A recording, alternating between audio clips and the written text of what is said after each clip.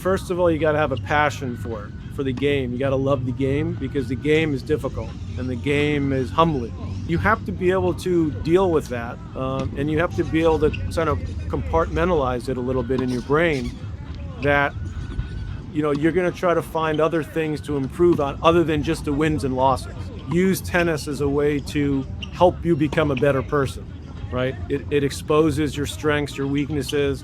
There's nowhere to hide. You don't have teammates. You can't go on the bench. So in a lot of ways, it's very character building, I think. Think about that. When you're having a tough day, or hey, maybe your forehand's great, but what about your backhand or your volleys or your serve?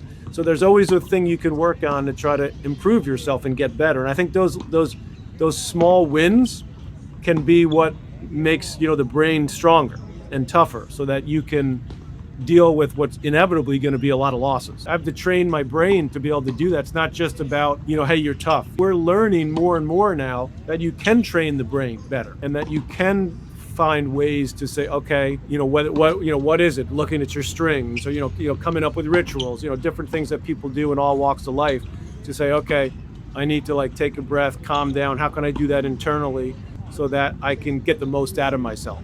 So get upset, but then kind of reset.